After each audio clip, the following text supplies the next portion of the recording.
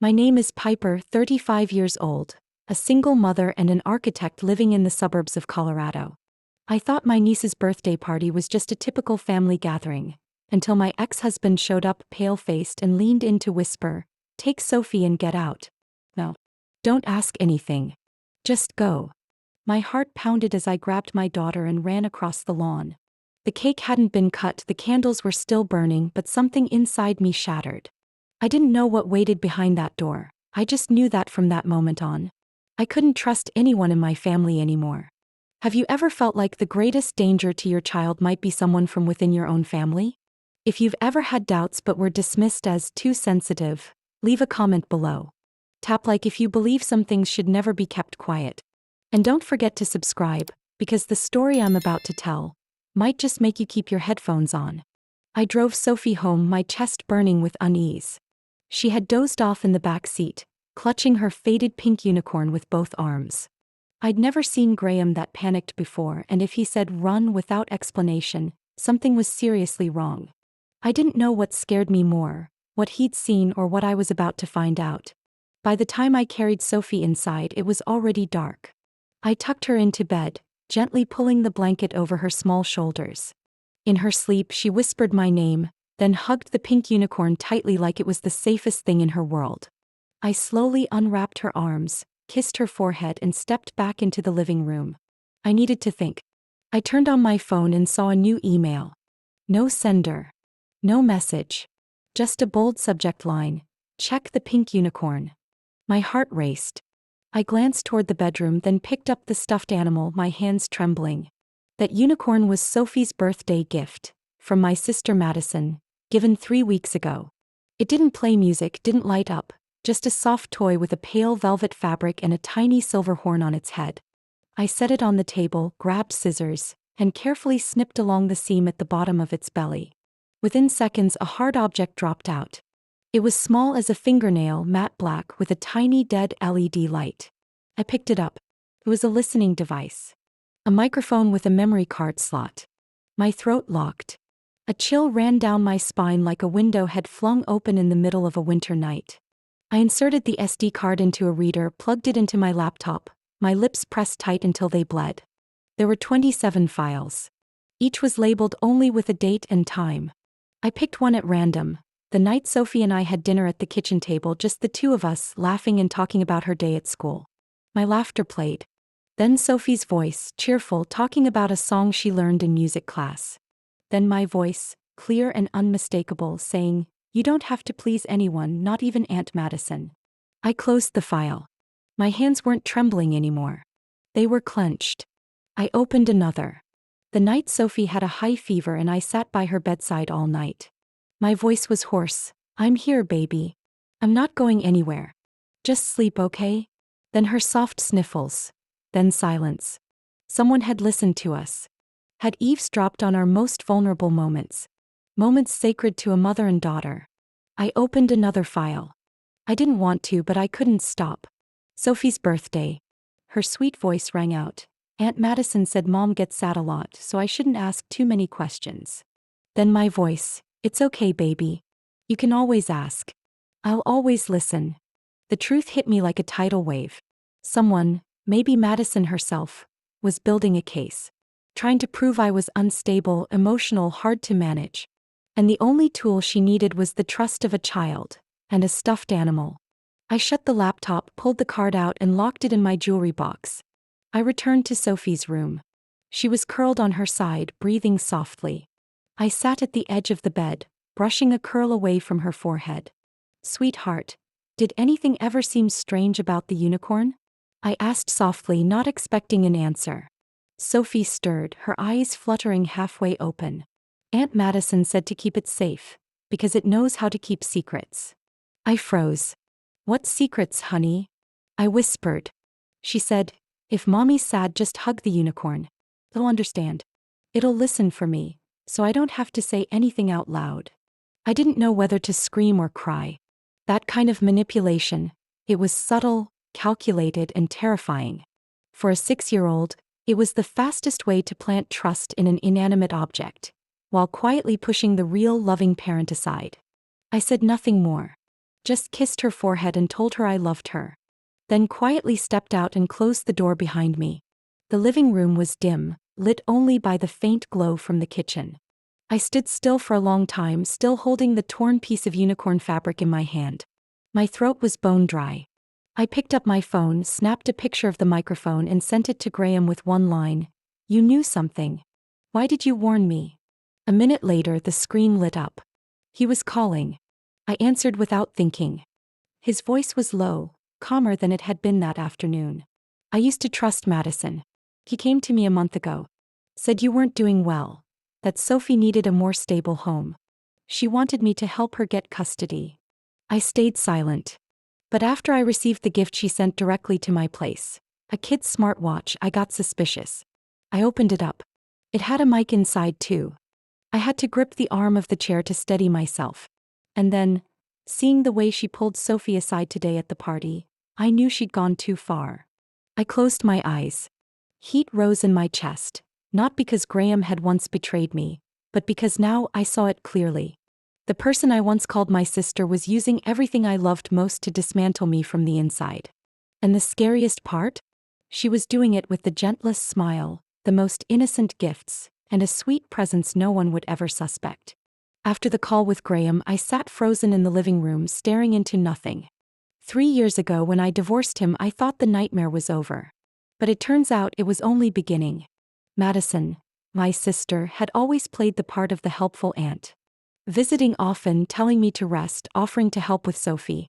She even asked her teachers for study materials, claiming she wanted to monitor her progress. I remembered how she once offered to watch Sophie for a few days so I could recover from a business trip. Back then I was grateful. I trusted her. But now every kind word, every gentle gesture carried a new weight. The alarm clock with a hidden camera, the music box with a recording chip, the air purifier supposedly just to clean the air. All of them could be spying tools. I began noticing little things I'd once ignored. The way Madison always asked about my schedule, Sophie's school hours, her friends. The way she insisted on having Sophie stay over to help her adjust socially. Those weren't signs of affection. They were signs of control. She once said on the phone, "Piper, don't stress yourself. I just want to help. Sophie needs a calmer environment and I can give her that." I brushed it off, thinking she meant well. But now I knew I had been far too trusting. Her gifts were always wrapped perfectly, admired by everyone. But after discovering the listening device in that unicorn, I couldn't stop wondering, how many other devices had she hidden? How much of my life had she been recording? I remember clearly the time Sophie brought the alarm clock Madison gave her to school. Her teacher once asked, "That's a lovely clock, sweetheart. Do you like it?" Sophie smiled and said, "Aunt Madison gave it to me. It helps me remember my class schedule, and keeps me company when I feel lonely." At the time I felt happy, never imagining that same clock could turn into a terrifying surveillance tool. There was even a time Madison visited and handed me a small vintage music box. "Just something to help Sophie fall asleep easier," she said. I didn't pay attention to the faint light it gave off even when it wasn't playing. But when I inspected it more closely, I discovered a tiny camera cleverly hidden inside. I kept wondering, how long had Madison been watching me and my daughter like this? How many times had she eavesdropped on private conversations? Those quiet nights I cried in exhaustion raising my child alone. When Sophie was sick or when it was just the two of us whispering our hearts to each other. That thought sent chills down my spine. The sisterly bond one once trusted had become nothing more than a veil covering manipulation and cold calculations. I remembered so many times Madison invited me over and casually introduced me to her friends, only to share personal things about me and Sophie, details I never wanted anyone to know. Back then, I thought it was just friendly conversation. But now, I see it might have been her way of planting the image of me as an unfit mother in people's minds. One night, Madison brought over a brand new air purifier. She said, "You've got to stay healthy. Sophie deserves the cleanest space possible." I thanked her and placed it in Sophie's room, not knowing that inside was a hidden camera. The fragments of memory started fitting together into a dark puzzle. Madison wasn't just a loving sister. She was someone who had been secretly watching, collecting everything to use as a weapon against me. I knew I had to be sharper now. This wasn't just a story of family betrayal. It was a battle to hold on to my motherhood, to protect my daughter's safety. In my heart, I promised I would never let anyone hurt Sophie by exploiting family ties again. Every gift, every soft-spoken word from Madison had become a piece of a calculated plan I needed to decipher. And I understood to protect my daughter I had to rise up. Not just for me but for all children manipulated by the very people they're told to trust most. I met Graham at a little cafe near my house, where we used to talk about Sophie's future and all the dreams we had for her. I arrived early and sat in silence, watching the window, weighed down by questions without answers. When he walked in, I saw his eyes had changed, no longer cold but full of remorse and something deeply human. Graham sat across from me, placed his hands on the table and sighed. "Piper, I know none of this feels real right now. But you need to hear the truth. Madison contacted my lawyer.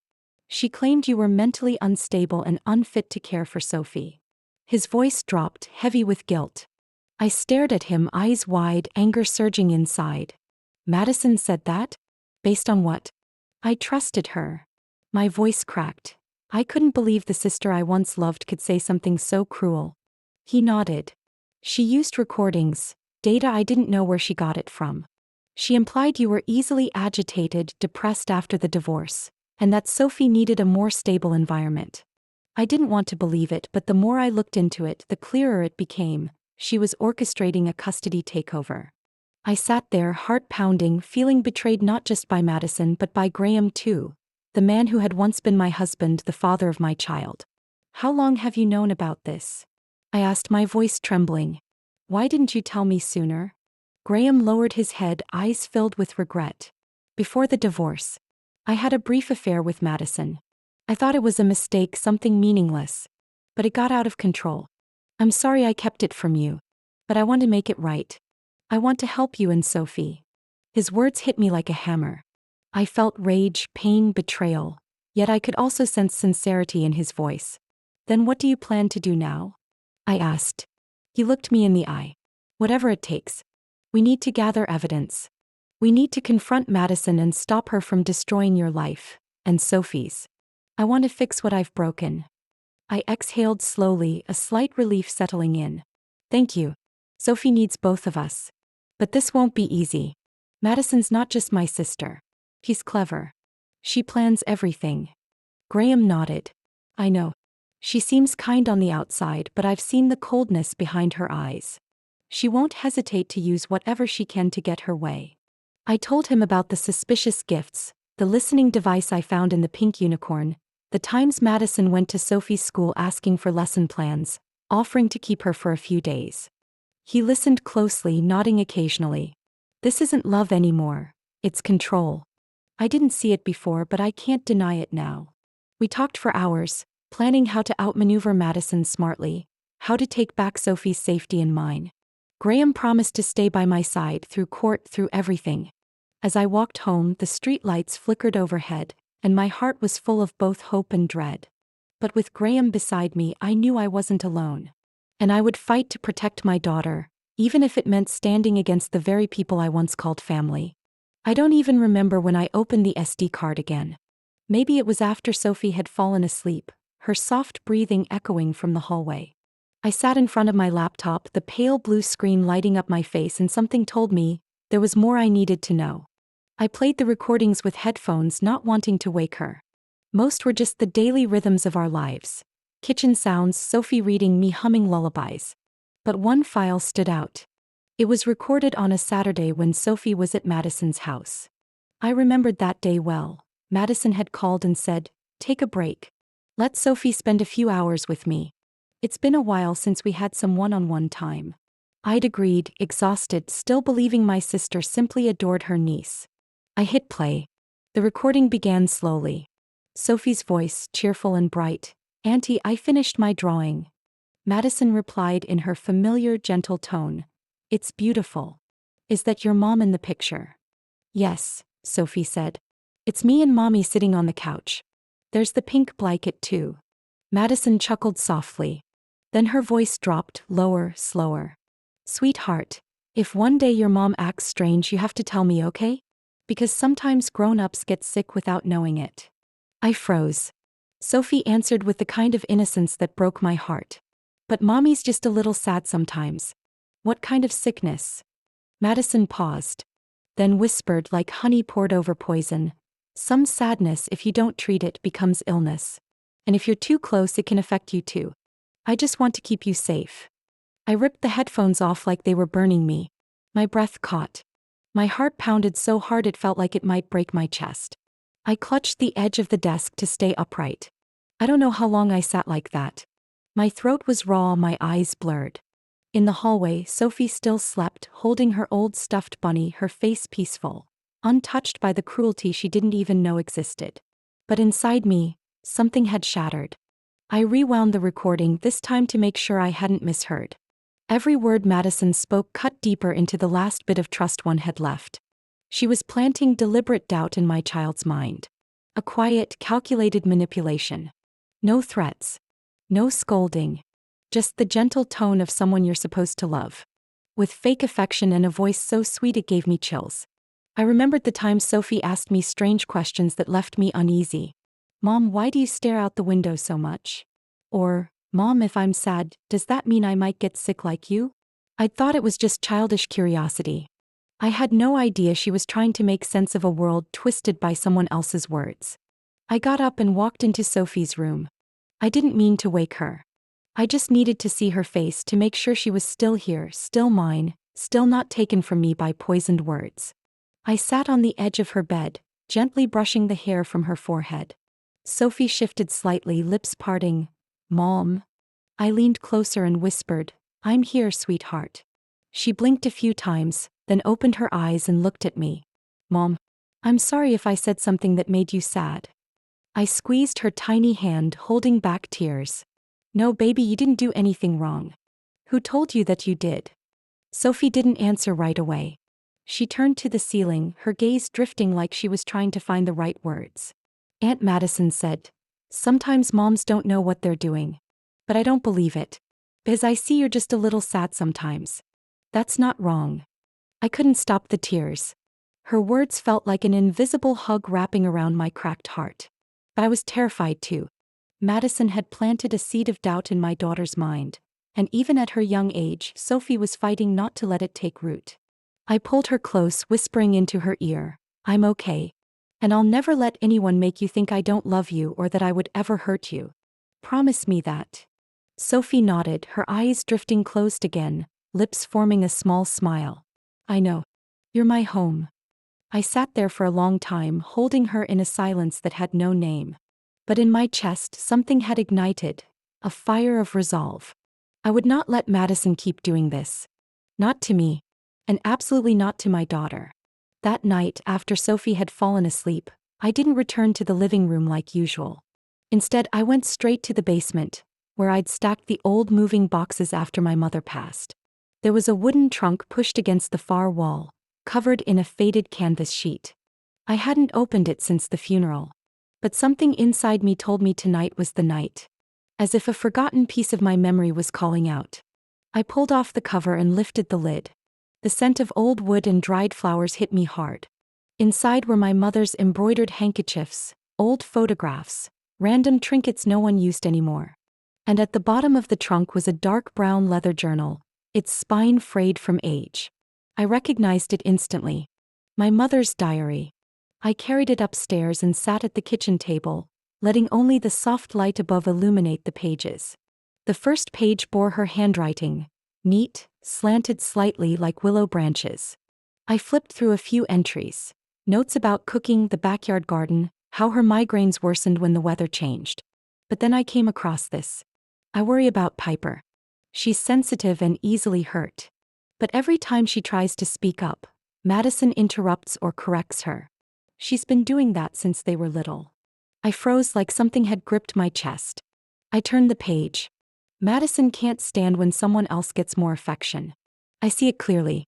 One time, Uncle Jim gave Piper 2 extra silver coins for Lunar New Year. Madison quietly took them from her pocket and hid them. Then told me Piper had lost them and didn't know how to handle money. I scolded Piper all evening. Now I'm not so sure I blamed the right child. My eyes blurred. My throat went dry. It felt like puzzle pieces of my childhood were sliding back into place, but not with peace. with a dull, unrelenting ache. A late awakening. I kept reading. Her handwriting got bolder, shakier, as if her hands had trembled while writing. Piper once asked me why the family called her a thief. She was only 8.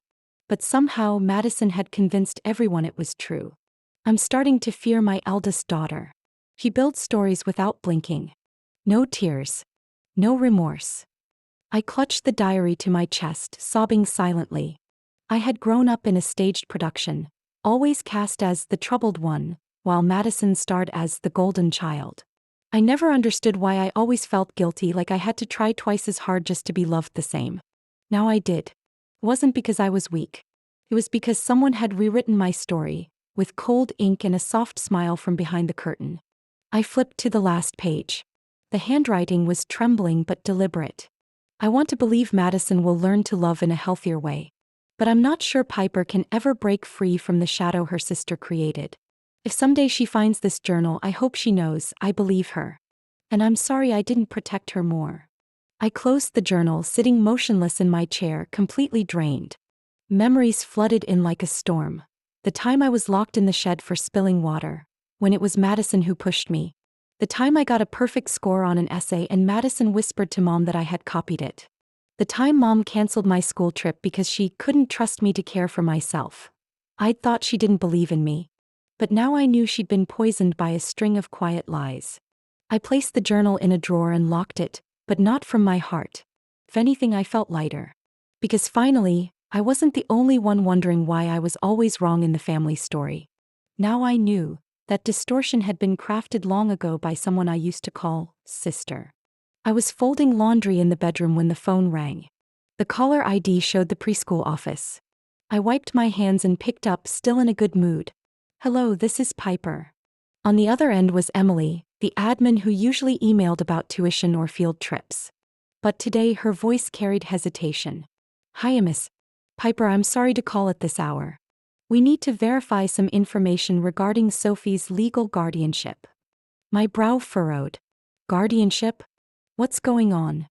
There was a short pause before she continued. "We just received a file requesting a change in the legal guardian for Sophie. The proposed guardian is Madison Harper, your sister, correct?" I froze. My heart dropped like a stone into my stomach. "I'm sorry, what did you say?" I tried to keep calm. "The paperwork states that Sophie's biological mother is currently undergoing emotional recovery and deemed unstable, so Ms. Harper is nominated as a temporary guardian, citing the child's safety as the reason." Emily's tone grew more cautious. "We haven't processed the request yet because we need to confirm everything with you first." I had to grip the edge of the bed to stay upright. Every word echoed like clashing metal. Temporary guardian. Emotionally unstable. Ensuring safety. "Emily, I have never signed or authorized any documents related to this," I said, pronouncing each word slowly, my voice starting to shake. "I am Sophie's biological mother, her sole guardian, and I have never delegated that authority to anyone else. Madison, my sister has no right to do this." "Yes, I understand. That's why we called to verify." Emily's voice lowered. "I suggest you clarify things as soon as possible.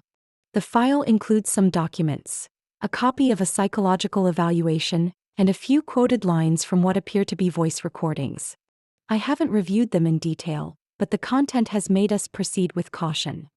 I thanked her and hung up. My legs felt numb. I walked slowly into the living room and called my attorney, Linda Moran, a tough woman in her 50s known for never backing down from a custody case. Linda picked up almost immediately. "Piper, I'm in a meeting, but from your voice, this sounds urgent." I recounted every detail of the call from Sophie's preschool. Not a single word left out. There was silence on her end for a moment before she said, her voice cold as steel, "This is no longer just a nuisance. Filing for alternate guardianship without a biological parent's consent crosses a line. If the file contains any medical information or private recordings, we need to know the source." "I'm sure Madison got the recordings from the device she planted in my house," I said, clenching my fist. "I found it. The memory card. Even my mother's journal. Madison's been planning this for a long time." Linda didn't sound surprised. "Do you still have the device?" "Yes." I've backed up everything and stored it safely. Good. I'll send a formal request to the school to release a full copy of the documents Madison submitted. At the same time, I'll contact her legal office to verify whether a guardianship petition is in motion. I swallowed hard. Do you think, if she keeps going, I could lose my daughter? Linda didn't hesitate. If you do nothing, yes. But with what you've gathered, you can absolutely turn this around. I need every detail. Dates, physical evidence, names of anyone who heard anything. And Piper, from this moment on, do not let Sophie be alone with Madison. I nodded even though she couldn't see me. Understood. Thank you. After the call, I collapsed into the chair. The dread hadn't left my body. That whole evening, I paced the living room, going over every instance where Madison had been alone with my daughter. Every gift, every offer to help, every harmless comment that now revealed its calculated intent. Madison wasn't just trying to control me. She was trying to take Sophie by painting me as unstable and unfit. But what Madison didn't know was that I had changed. I wasn't the silent little sister anymore. That morning it drizzled. Raindrops traced slow lines across the windshield as I drove to the brunch Madison had arranged for the whole family. The venue used to be Mom's favorite bakery. It had been remodeled into a vintage-style restaurant. White linen tablecloths, curved oak chairs, and crystal glasses gleaming under soft lights. I arrived right on time. Not early. Not late. In my purse was everything I needed. The recording device shaped like a unicorn, a copy of Mom's journal, the guardianship petition Madison had submitted to Sophie's school, and a USB drive containing a recording of Madison manipulating my little girl. Inside, the air was filled with polite chatter and the clink of silverware. My relatives were scattered around a long table, the aroma of coffee blending with soft piano music overhead. Just as I expected, Madison sat in the center, elegant in a blue dress, hair neatly pinned up, a refined smile on her face. When she saw me, she stood as if welcoming a guest of honor. "Piper, you made it," she said, her voice smooth like vanilla cream.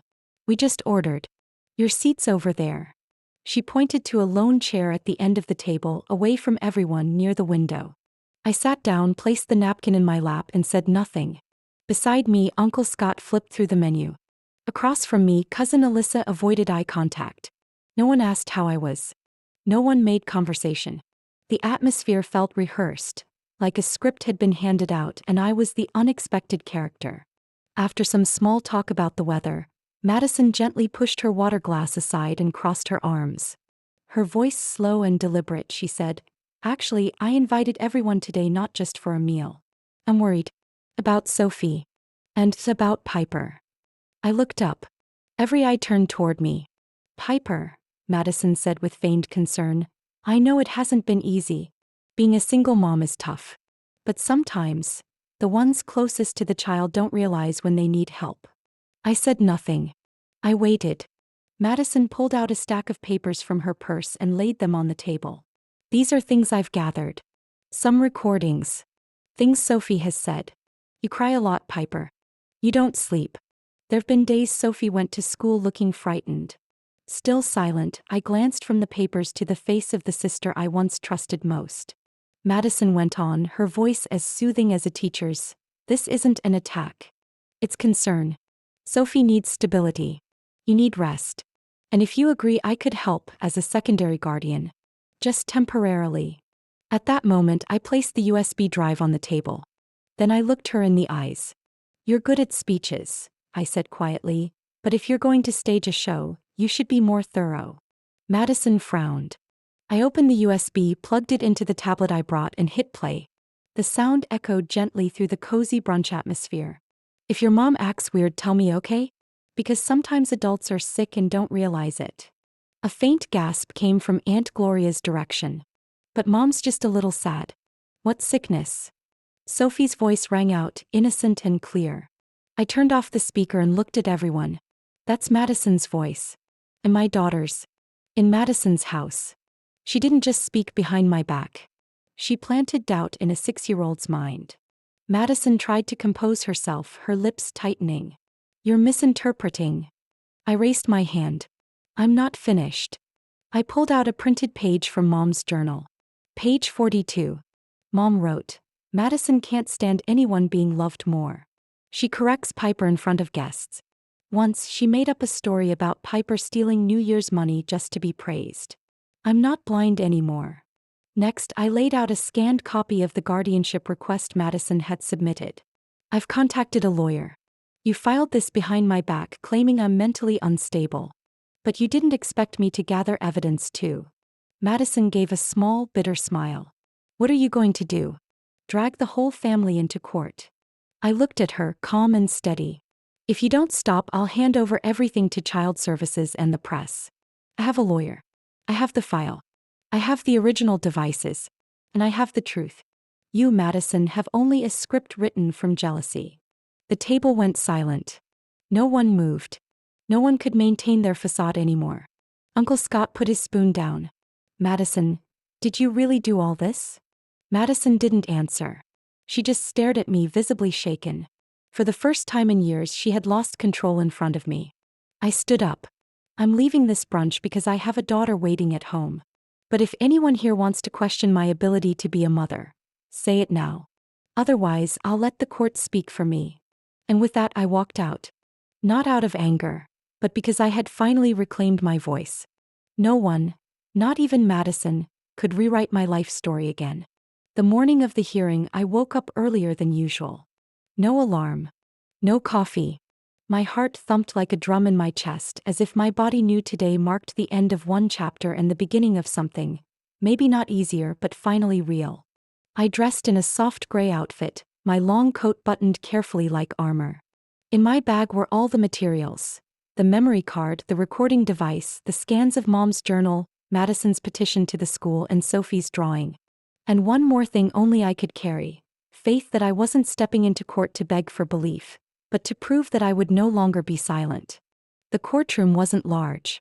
Wooden benches lined up in rows beneath a high ceiling, the pale cream walls faded with time. The judge was a woman in her early 60s, her silver hair pulled back neatly, her gaze direct and impartial. I sat beside my attorney, Linda, the woman who had stood by me from the very first day I handed her my mother's journal. Madison sat across the aisle, dressed in a cream-colored dress with a high collar, soft curls framing her face, her makeup flawless as if she were attending a charity board meeting. Beside her sat her private attorney and a man in a white lab coat, her personal psychologist, according to the documents they submitted. The judge flipped through the case file, then looked up. Today's hearing concerns the petition for partial guardianship and legal access to the minor Sophie Harper. The petitioner is Ms. Madison Harper. The respondent is Ms. Piper McConnell, the biological mother. Madison's attorney opened with his statement. His tone was measured but deliberately emphasized phrases like emotional instability, psychological assessment needed, and an environment unsuitable for a young child. The man introduced as Dr. Jordan Lee, a specialist in child psychology, presented a psychological report claiming I showed signs of severe depression, had a pattern of social withdrawal, and demonstrated emotional dysregulation under stress. I sat still, my hands clasped tightly under the table. Linda tilted her head slightly toward me, not the least bit anxious. She was waiting for her turn. When permitted to respond, Linda stood. Her voice was steady and clear. Your Honor, we challenge the authenticity of this psychological evaluation. Upon review, we discovered that the license number listed does not belong to any registered psychologist in this state. In fact, the license is registered to a veterinarian in Montana. Madison flinched slightly. I saw her hand tighten around her glass of water. Linda went on. We have evidence that Ms. Madison Harper planted an illegal listening device in the child's toy, recording private conversations without consent from the child's biological mother. She pulled a small recorder from her briefcase. We've submitted copies of the memory card and audio clips where Ms. Harper tells the child that her mother has a mental illness that might be contagious. The judge raised her hand to pause, requesting to hear the audio. The courtroom fell silent as the recording played. If your mom does something strange, you need to tell me. When Sophie's voice came through the speaker, some members of the audience turned away. I kept my eyes on Madison. She didn't look back. Her head bowed, her jaw clenched. Linda wasn't finished. We also have documents from the child's school confirming that Ms. Madison Harper submitted a guardianship request without the biological mother's knowledge, attaching falsified materials. Both the school principal and Sophie's teacher provided handwritten statements that the child has always arrived on time in a stable mood with no signs of distress, except on days following visits with Ms. Harper. I gently placed a stack of drawings on the judge's desk. These were created by Sophie and given to her teacher. In one drawing, there's a figure with red hands who tells her that Mom is sick. Red is the same nail polish color Madison always wears. No one prompted my daughter to draw this. The judge flipped through the pages. I saw her eyes narrow. And this one, what is she illustrating? I answered. She told me, that person said Mom doesn't know what she's doing, so I have to listen to them instead of her. I swallowed hard. I don't think there's anything clearer than that. Madison's team began to fumble. And then a soft sound stirred behind me. I turned around. It was Graham. He wore a dark shirt, gray tie, his expression quiet but solemn. He stepped toward the witness stand and requested to speak. The judge allowed it. Graham stood there, eyes forward, not looking at me. I'm Sophie's father. I want to clarify that I was contacted by Madison Harper. She told me that if I cooperated in proving Piper was unfit to parent, I could gain custody, and she would provide financial, legal, and media support. I was weak at the time and signed a few documents. But once I understood her real intentions, I pulled away. He paused, voice tight. I'm not here to save myself. I'm here because I saw Madison use our daughter as a tool. Sophie needs to be protected. And the only person who has done that from the beginning is her mother, Piper. I turned toward the judge. She closed the file, set her pen down, and her once neutral eyes now carried something more decisive. In that moment, I heard nothing but the sound of my own breathing, deep, heavy. Not from exhaustion, but from the weight finally lifting. I don't remember how I walked out of that courtroom. I just remember when the judge delivered her ruling, the room fell into complete stillness. Then her words rang out, clear as sunlight breaking through thick clouds. Piper McConnell is granted full legal and physical custody of the minor Sophie Harper. A no-contact order is hereby placed against Ms. Madison Harper until further court review. I didn't cry. I didn't smile. I just bowed my head to thank the judge, then walked out holding that file in my arms like it weighed 1,000 pounds. Everything behind me still smoldered, wounds, betrayals, doubts that had stretched across my whole childhood. But ahead at last there was light. That afternoon I picked Sophie up early from school. She ran into my arms like a baby bird finally finding its nest. I knelt down, wrapped her in my arms, and felt her tiny hands clutching my neck. Mom, my teacher said you were the best person today, she beamed. I asked, why did you say that? Sophie tilted her head. Because you showed up right when you needed to. Like a superhero in a book. We went home and had a simple dinner. Mac and cheese, her favorite. Later, I took her for a walk around the lake near our neighborhood park, where the maple trees blazed golden in the October breeze. Sophie brought her colored pencils and small sketchbook, the one she treated like a silent diary. We sat on a stone bench facing the water. The air was crisp and she leaned into me, her hair smelling like sunshine and milk. I gazed out at the still lake while Sophie sketched, her small hands working quickly over the page. After about 10 minutes, she turned to me and held up her drawing. I looked at it. In the picture were two simple figures, a grown-up and a child holding hands. Behind them was a tall gray shadow with long red striped arms, crossed out with a big red X. Above them, Sophie had drawn a small rainbow. What's this, honey? I asked, though my heart already knew. That's me and you, she said, pointing. And the shadow, that's the person who kept saying you were sick. But I locked it up now. So it can't talk anymore. I didn't answer right away. I just stared at the drawing, then at her little face. And in Sophie's eyes was a light I hadn't seen before. A light that only shines when a child has finally stepped out of the dark, even if she had to walk a long way alone. I stroked my daughter's hair and whispered, from now on, you don't have to doubt yourself anymore. What you remember is real. Sophie tilted her head and looked at me. Madison said my memory was wrong. But I know it's not. Because you talk to me differently than she does. You don't make me feel scared. I nodded, my throat tightening. That's right. I will never make you feel scared. Even if you draw something wrong, say something wrong, or feel sad, I'm still your mom. And you will always be believed. She wrapped her arms around me. Small but firm. The wind rustled through the trees, maple leaves drifting gently down around the bench like someone quietly laying a carpet for a peaceful ending. In the distance, a dog tugged its leash, pulling its owner into a light jog, and laughter floated through the air, softening everything. I sat there, holding Sophie gently in my arms, warmth returning to me for the first time after months of bruising words, doubts whispered by those who shared my blood. I had walked through a storm to finally reach a day where my daughter could say, "You don't make me feel scared." On the paper, the shadow with the red X was still there. But inside me, it no longer held any power. No longer a voice of control, no longer a force that bent memory and emotion. It was just an image, drawn by the very child it had once tried to shape. Sophie nestled against my chest and murmured, "Mommy, can we draw again tomorrow? I want to draw a bigger house with really bright windows." I nodded, gently rubbing her back. Yes, really bright windows. So the light always shines in. And we sat there a while longer, saying nothing more. Just the wind, the leaves, and the peace I once thought I'd lost. But it turns out it was only waiting to be found again. In the place where a mother and child redraw the world in their own way, where fear has no place and only love remains. What would you do if someone in your own family, the person you once trusted most, became the one quietly distorting how your child sees you?